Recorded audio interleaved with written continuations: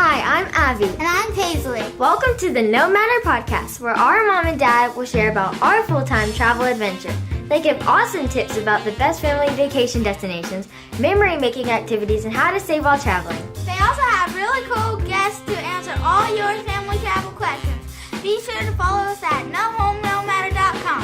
Thanks for listening.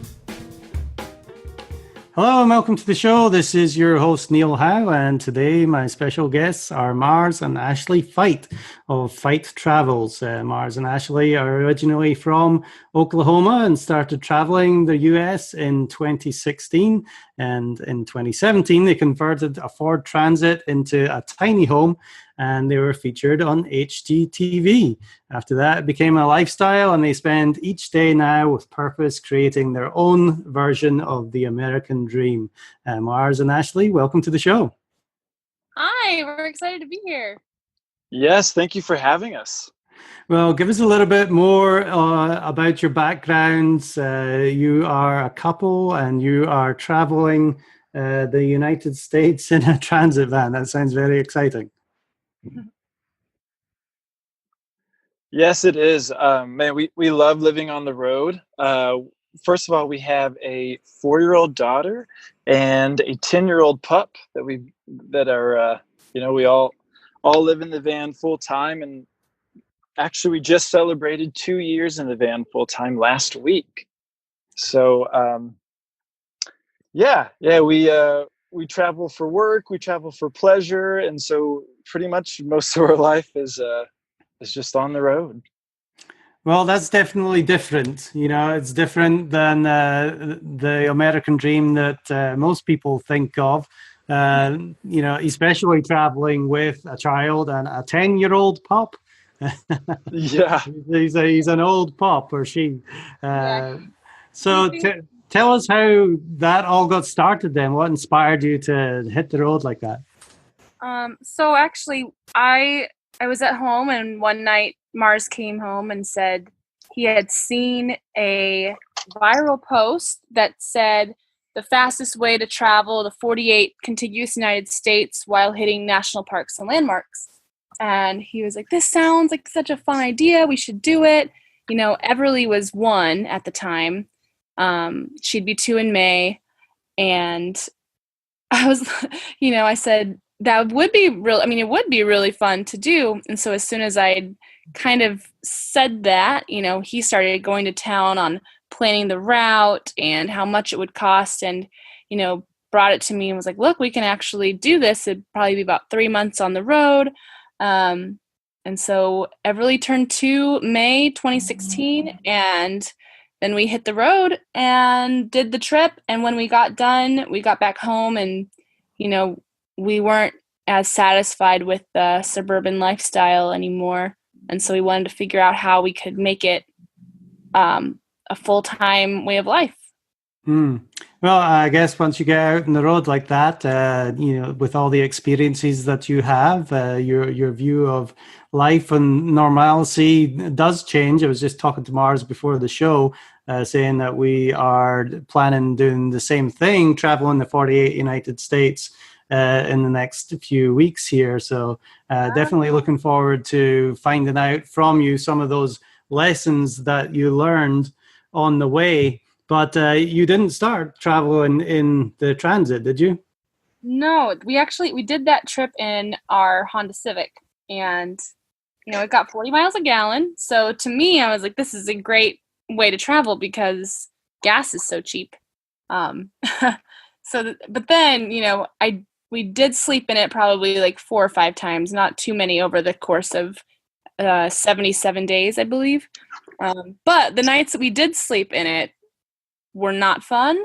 And we started thinking, like, wouldn't it be nice to have a bigger vehicle that you could stretch out in? And we met someone in Baltimore or Annapolis, Maryland, and he had like one of those old Chevy vans, and it just had a little bed in it, and we just thought it was the coolest thing. And so then we started, looking online, Auto Trader, and keeping our eyes peeled for something that we could convert. And on your website, you have a whole page that really goes through that process. Mars, take me through, what it was like to just find that van and what actually went into converting it into a tiny home. Yeah, so that was going back to that road trip. We'd originally looked at something more like a van again, an old school Volkswagen, and that was really appealing at first. And but living on the road in the Civic, we realized, man, that's maybe having a family and a pup, having a daughter and a pup, that just wasn't quite big enough. So we were actually on that trip, and when we got the idea of like, okay, something a little bigger than that, being a commercial van, and so we stopped by a couple places and checked a few out. And man, at the time it was like, wow, that's pretty big price tag right there, for a new one. But we just kind of kept that on our mind as like, hey, that, we could get there. Like that's something we could definitely attain if we pulled all the right moves, kind of thing. And so sure enough, we came off that road trip and pretty much went right to work. I mean, it was right to work on ourselves at first, because, we had a lot that we had to change. We'd gotten rid of a bunch of stuff before leaving on that trip, but then we got back from it and realized, holy cow, we can just start shedding all of this stuff that we don't need and only keeping the stuff that really serves us well and that we use often. So that was obviously like the first stage of it. But Ashley went to town went to town in quotes, looking for a van, and ended up finding one in small town Missouri that was practically new, but it ended up being right in our budget. And so yeah, we went and looked at that. Man, that was, I guess, in February of 2017. And so that was solid 8 months of just game planning, trying to make everything come together. And sure enough, it did. So upon getting the van, that was, holy cow, then we just realized, okay, well, we don't know how to do any of this. So spent a lot of time on YouTube, honestly, just like looking up how to do things, how to put stuff together. But the whole real kicker in our conversion was the cool chance to get to work with HGTV. But essentially we had to wrap most of those build days into like a work day. Yeah. Which was real. Talk to me about that HGTV and how did all that come about? So I actually I posted on Facebook the day we bought the van, like, hey, we bought a van. We're excited to convert it. The plan at the start was just to take our time. We sold Mars's car so that we can put a down payment on the van. And we got a roommate to help with, the eventual moving out and into the van. And then I posted on Facebook, and I had a friend from college message me, and she said, oh, hey, I just saw your post. I'm actually, I help with casting for Tiny House Big Living, and you guys should send in an application for the show. And so, of course, I freaked out, and I called Mars, and we filled out an application like right away. And then we had an interview with a casting producer, a camera interview. They sent that in, and then we had an interview with the producers of the show, and they talked to the network. And so it was kind of like a 4-step interview process, but they ended up picking us for the show, and then came out and filmed. Was it 6-7 days, Mars? I think it ended up being 6 days, Okay. 6 full days. But yeah, it was a pretty strenuous process actually going through all that. But I think the biggest concern is they'd never done a van. They'd never shot a van. So it was kind of working through those, like, can we get the right camera angles, all that kind of jazz. But regardless, yeah, they decided to work with us on it. Well, great. That was awesome coverage there. Congratulations on getting that. Now, getting back to, the van and what you had to put into it, and of course, buying it and the down payments and everything. Talk to me about the cost of all this, putting it together, and compare it to, a normal rent that, a couple with a child and a dog would be paying in your area. Yeah. So, for us, for our place, We were paying, I guess, just under $1,000 a month for our house, which is really, we own it. So it was pretty affordable, but still, we kind of thought, hey, we're never here. And so to give you a little backstory, for our work, we travel kind of, quite a bit. Actually, our work is on the road. So we were spending on average like 7 to 8 days a month at our house, which was ridiculous. I mean, Really? that's not enough time worth even having a place. So first of all, that made sense to just kind of like phase out of even having a property that, that was permanent in Oklahoma City where we were at currently.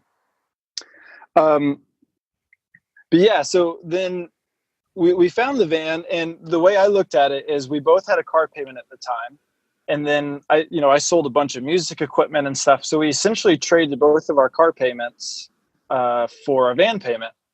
And then we lost the mortgage payment and we lost all of our bills, which is, it's a pretty big swing financially if you think about it. And so into detail, you could roughly pick up a new, Transit or Sprinter or something for, $400 or $500 a month, which is, if you're already used to having a car payment, that's probably not much, too far off from what you had. And then I think our original goal was to put 5,000 into it, to convert it. So we picked up our van for about 32. And like I said, it was practically new. It had 1,500 miles on it, but we bought it for a used price. So I'll contribute that to like really, really watching and, checking for good deals constantly. And then we ended up, with the show and everything, I will say like that probably led us to do a couple more things that we may not have done if we wouldn't have been with the show or if we wouldn't have been living in it full time. But everything being said, we put about $8,000 into it, and that includes our roof rack system. That includes we have a barn door, all of the solar, plumbing, everything. And which can be done for a lot less too.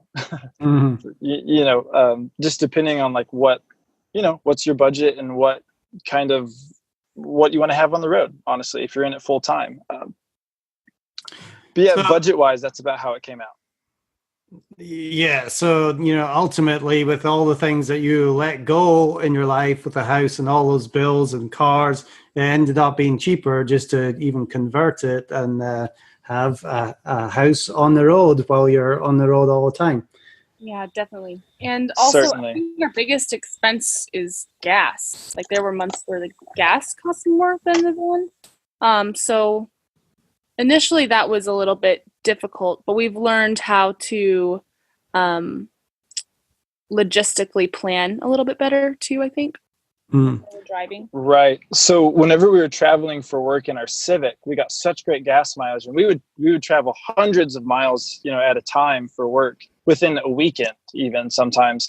And but I think we averaged about $350 a month in gas.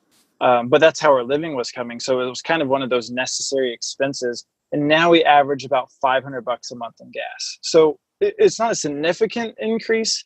But, with the tours that we do now, we have spent upwards of 1,000 or 1,100 in a month just for fuel. So that's like really, really high compared to what most people would probably put in their budget. But that's because that's how our money comes. So right. Well, tell me about that. Tell me what you're doing with these tours. Is that involved in the travel industry as well? Surprisingly, no. That would be really cool. We actually work with a sports marketing agency out of Chicago, and they have multiple clients who put on experiential marketing tours. So the brand, whatever brand that is, wants to go to a bunch of different cities, set up a footprint, and just create brand awareness with their name and a fun environment. So they'll have games or music or like currently we're doing a hydrofacial tour. That's actually where Mars is, and we just started this tour this week, and so he actually knows a little bit more about what exactly we're doing with the hydrofacial tour. But mainly we're going to big cities where their market can be reached the best, and we set up a footprint, get people excited about the brand, and then move on to another city. So it's a really fun job, which we kind of fell in love with before getting married and having a baby and all of that. And so being able to do van life on the road and have our family together, it's the best of both worlds for us. Excellent. Well, that certainly makes sense. Yeah, and it's contract work. So I think that's a really big thing too, is, we'll go out on the road for like 8 to 10 weeks or so, and then we have weeks off potentially, so like we get a lot of time. Well, in fact, this tour, we have 2 months off, July and August. Well, that's prime time to just go around in the van and go wherever we want. So it really depends on the tour, but for the most part, there's a lot of flexibility in what we're able to do. And so, yeah, I mean, it's literally works hand in hand with being in the van. And in fact, that's what I was, mentioning earlier. It's like, that's actually how we got into van life, is because even when we're on our 48 state road trip in our Civic, we're still doing the same type of work, just kind of in a different position. Mm-hmm. So it's all just really molded together in a very amazing way to form the lifestyle that is ultimate freedom in our books. Yeah, I love that. It's like there's nothing holding you back. You're taking everything with you wherever you go. Your child, your dog, your home, you're taking with you. Do you feel like those kinds of things really hold people back from traveling more? Certainly. Yeah, certainly. And I think it's just because if they haven't experienced what it's like to successfully do it, it's just a hard thing to wrap your mind around. Especially if you have a younger child. I mean, that can be even more difficult. Like the 48 state road trip, I remember changing diapers on the back of the trunk, like pulling over on the side of the road, but that's just how it is. And like, if that's something that someone, there is a certain tolerance you have to have for certain things on the road. It's different than living in a house in one spot. But I think you can pretty much accomplish like whatever it is if you really just set your mind to into a mode of, hey, this is what we want to do, mm-hmm. and we're going to pull it off, and we don't know how. I think the culture surrounding being a parent is a little difficult because, for instance, if I'm working and Mars isn't there and Everly's not there, and someone asks where I live, and I kind of give them a brief view of, I live on the road full time. They're like, oh, that's wonderful.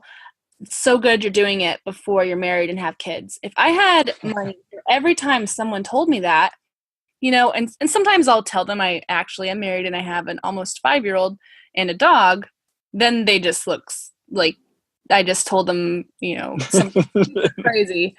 But I mean, the truth is that's what you hear over and over and over again, is like, do it before you're married. Oh, do that. You guys need to live your life before you have kids. And you hear this over and over. And I don't think we realize how much those little things that people say actually become beliefs that we hold onto really strongly.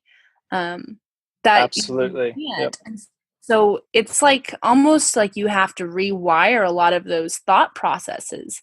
And even when we first moved into the van, I would have those thoughts come up that just, now I know they're just not true because we've been in the van 2 years and our life is flourishing way more than it ever did before. I definitely think we have built in belief systems based on these little things people say that just aren't true. Yeah, we're definitely conditioned from an early age to believe certain things. So, what misconceptions have people had towards your life and, from friends and family as well? That it's going to ruin our daughter. Right. That's the first one that we got. And we got it from many people being like, and they're like that. No, not particularly like that. Sorry. But, just being like, hey, this could potentially damage your kid in the long run. She'll have social problems. in all of these things that I wasn't buying into that, because ultimately, like what we were switching out lives for is we were switching out a life in which I didn't get to see my kid very often. I went to work before, well, back when, when I had a 9 to 5 that wasn't an extended 9 to 5, if you will. Went to work before, she woke up, and I got home after she was asleep. I was tired of not seeing my newborn kid. And like now this lifestyle is something which we're together most all the time. The fact that actually Ashley and I are in different states right now is very abnormal, and it's but so like that's a huge reward to this lifestyle, is getting to spend quality time being there for moments where I'm able to speak into my kid's life that a lot of dads don't get that opportunity whenever they're working 40, 50, 60 hours a week. I did some research into that, and it was a shocking figure that I came back with when I was analyzing how much time a father spent with the children, and the average was 37 seconds a day, which is unbelievable to me. But it's just what you were saying there, Mars. You wake up in the morning, and it might be a quick hello and bye before you go to work, and then at night they're asleep, and you kind of miss out on that. That's certainly something that I didn't want to do. As the same as yourselves, you want to spend time because that's your most valuable commodity in your child's life. Right, and I think we as a society attach to that in the name of security. In the name of having the things that you need and being comfortable. But at the same time, I think like if you can do that without having to sacrifice those major, what I see major, as a major deal, like I'd rather do that. We even make more money now than we made when I was working that job. So like there really isn't, it's not even comparable in my mind. Mm. Well, let's shift it a little bit. Ashley, what life lessons have you learned from being on the road? I think the biggest life lesson that I've learned is that everything is going to be okay. I know that sounds kind of simple, but I really didn't realize like how many fears I had about everything, honestly, about whether or not I was going to be like a good enough mom, or were we going to make enough money, are we going, I go down lots of rabbit holes, I think, and being put in a situation where living on the road, there's so many misconceptions surrounding it. So living that way, it helped me just pull all of those things to the surface and be able to analyze those fears and whether they're true or not, and dismiss them. And so it's really helped me to deal with less anxiety. I think I have, I dealt with anxiety a lot in college, and even early on in our marriage. And so it's just helped me in that way to realize that everything is really okay. And the things that matter most aren't the things that you worry about. They're the, you have a lot more, let me think of how I'm trying to say this. You have everything you need, and you don't need to stress about whether or not you have enough or there will be more. Like my relationship with my husband is incredible. My daughter's amazing. We always have amazing experiences together, and everything's really going to be okay. And I don't have to create fear around something that isn't something to be afraid of, I guess. So, what have you found that's you pushed yourself most outside of that comfort zone? Let's see. What's pushed me most outside of my comfort zone of, I guess always, I was always chasing stability from the first, we got married, and about a month after we got married, we found out we were having a baby. We bought a house within that time frame too. So within 3 months, we got married, bought a house, and found out we were having a child. And we didn't really have super secure jobs. I was doing contract work and traveling, and then I had to quit because obviously we were having a baby. And so I didn't feel super stable. And so I feel like I was always chasing this like imaginary thing that we all call stability, when really like you never know what's going to happen. You can't control,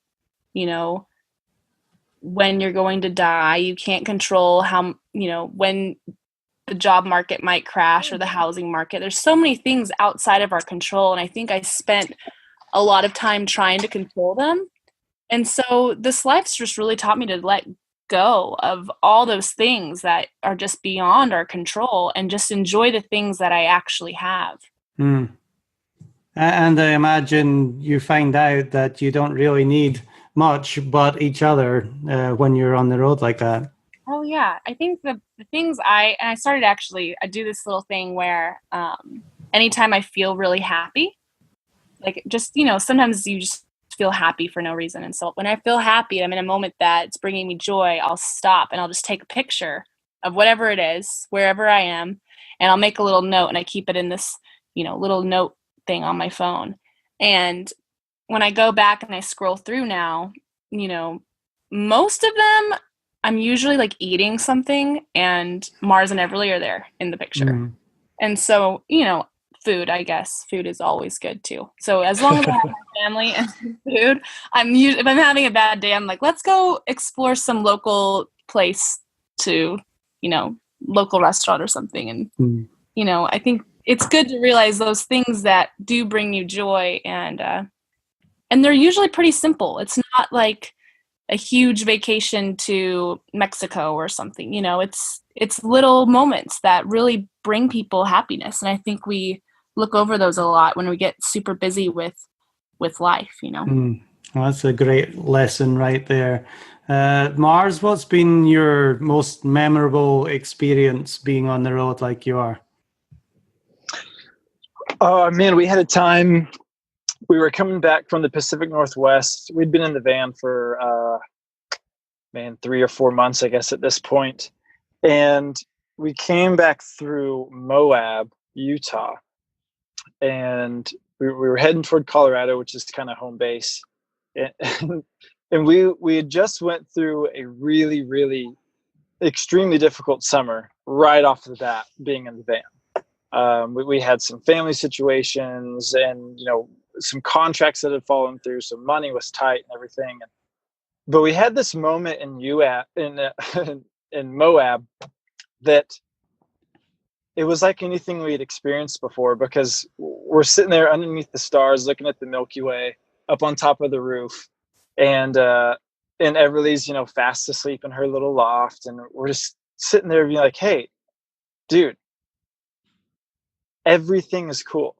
Like everything is fine. Like this is amazing. Yes, we don't have a ton of money in the bank. Okay, yes, we've recently had to deal with some extreme pain, but we're gonna be okay. But with this magical backdrop of Moab, it was, oh dude, it was so awesome on many different levels.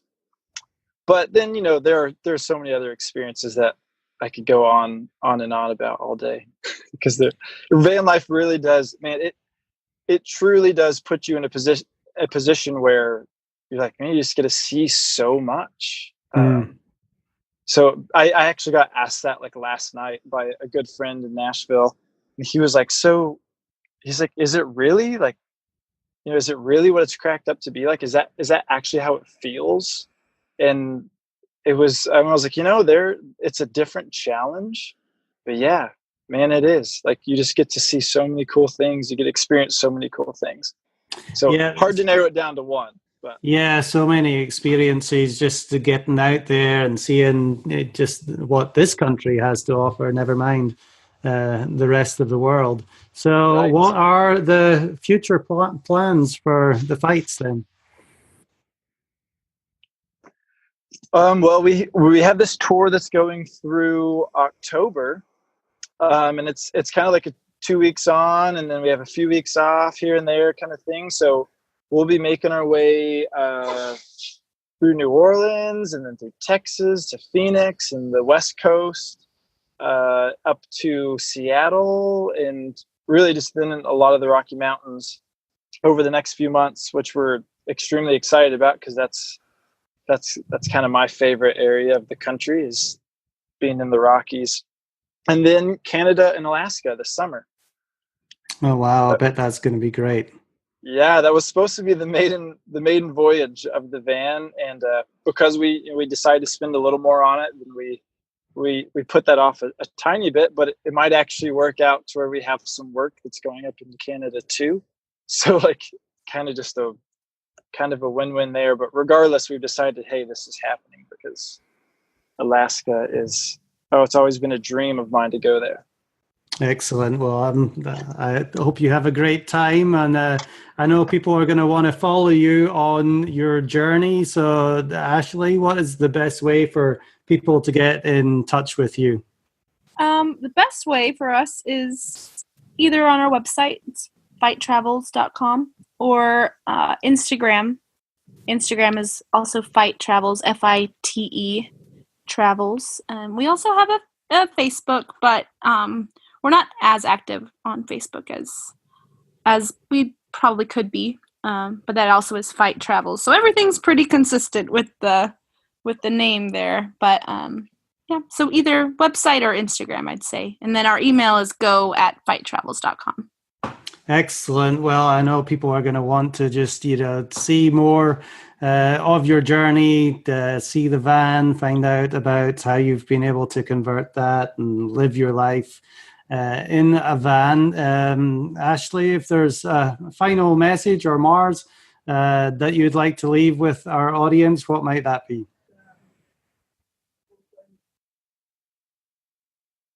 I didn't know if he was going to go. I'd like to just tell people that I think the biggest thing that we've done the past 2 years was really focus on what makes us feel alive. And whether that's, van life isn't for you or whatever that might be, I think I'd like to just encourage people to find out what that is and then do it. Do whatever that is. Yeah.